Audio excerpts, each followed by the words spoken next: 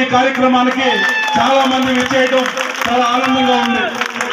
4.5 సంవత్సరాలు దాదాపు ఇంకా 3 నెలల్లో ఎన్నికలు రాబోతున్నటువంటి పరిస్థితి. పెద్దలు జీవులు గారు కానీ చిచ్చు పెట్టడం, మతాల మధ్య చిచ్చు పెట్టడం. ఇందాకలే ఒక మీడియా సోదరుడు నాకు అడుగుతున్నాడు, ఈరోజు మీ నియోజకవర్గంలో కుల ప్రాతిపదికన సరైనటువంటి కార్యక్రమాలు అవతల పార్టీ వాళ్ళు చేస్తున్నారు కంటే ఏ రకంగా చేస్తున్నారో నాకైతే అర్థం కాలేదు. ఈ రోజుకి కూడా ప్రజల్ని మభ్యపెట్టే విధంగా. ఎందుకంటే ఇచ్చాపురం ముందుగా మీరు అసెంబ్లీకి సైకిల్ మీద పంపించాలి కాబట్టి ఖచ్చితంగా మంచి మెజార్టీతో గెలిపించి మీరందరూ కూడా తెలుగుదేశం పార్టీని ఆదరించాలని మళ్ళీ సందర్భంగా తెలియజేస్తున్నాను.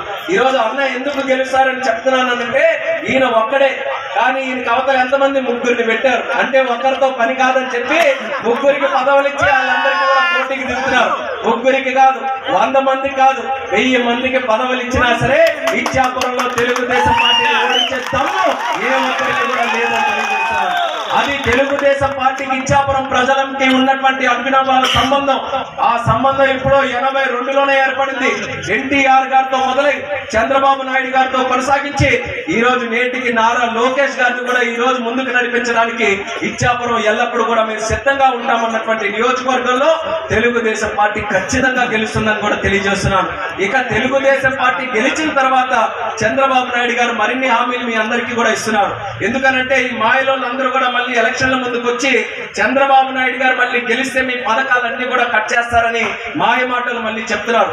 అందుకని మీరందరూ కూడా గుర్తుపెట్టుకోవాలి, చంద్రబాబు నాయుడు గారు అంటే సంక్షేమం, చంద్రబాబు నాయుడు గారు అంటే అభివృద్ధి.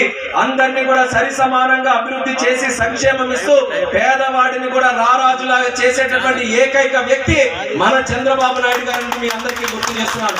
వీళ్ళు ఇచ్చినటువంటి పథకాలే కాదు, వీళ్ళు ఇచ్చిన పథకాలకి మరిన్ని పథకాలు కూడా చంద్రబాబు నాయుడు గారు మీరు అందరికీ కూడా ఇస్తారు. ఆ రోజు చంద్రన్న పెట్టినటువంటి పథకాలు ఏది? చంద్రన్న బీమా పథకం ఈ రోజు అమలు కావట్లేదు. ఈ రోజు